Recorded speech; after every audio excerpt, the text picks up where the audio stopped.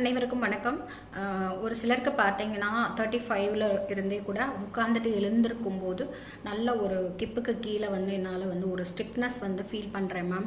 அதே மாதிரி பார்த்தீங்கன்னா யாராவது ஒரு சப்போர்ட்டோட தான் நம்மளால் என்ன பண்ண முடியும், எந்திரிக்க முடியும்.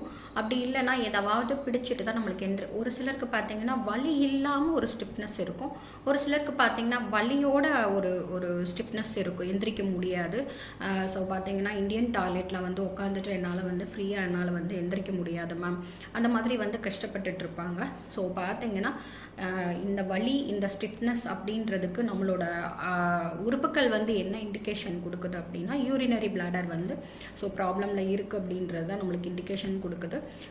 ஸோ நம்ம அக்குபஞ்சரில் ரிலேட்டட் பண்ணி பார்க்கும்போது நம்மளோட ஸ்பைனல் கார்டு, அந்த ஸ்பைனலோட முக்கால்வாசி போர்ஷன்ஸில் வந்து யூரினரி பிளாடர் அப்படின்ற ஒரு மெரிடியன்ஸ் தான் வந்து ஃபுல்லாக வந்து பாயிண்ட்டாக வந்து நம்மளுக்கு இருக்குது. அது மட்டும் இல்லாமல் கழுத்தாக இருக்கட்டும், ஸோ ஃபேஸாக இருக்கட்டும், கால்களாக இருக்கட்டும், நிறைய பாயிண்ட்ஸ் புள்ளிகள் வந்து யூரினரி பிளாடர் அப்படின்ற ஒரு புள்ளிகள் தான் வந்து மெரிடியன்ஸாக வந்து நம்மளுக்கு கன்வர்ஷன் ஆகிட்டுருக்கு. ஸோ பஞ்சபூத சக்தியில் நம்மளுக்கு வந்து நீர் அப்படின்ற ஒரு சக்தி வந்து என்ன கரெக்டாக வந்து இருக்கணும் அப்படின்ற ஒரு விஷயந்தான். ஸோ இந்த மாதிரி ஒரு ஸ்டிஃப்னஸ் இருக்குது அப்படின்னா நீங்கள் அக்குபஞ்சர் ட்ரீட்மெண்ட்டில் யூரினரி பிளாடர் அப்படின்ற ஒரு மெரிடியன்ஸை வந்து நீங்கள் தூண்டும் போது அந்த ஸ்டிஃப்னஸ் ஈஸியாக எந்திரிச்சு உட்கார்ற ஒரு ஃபீலை வந்து நீங்கள் என்ன பண்ணலாம், ஃபீல் பண்ணலாம். ஸோ ட்ரை பண்ணி பாருங்கள்.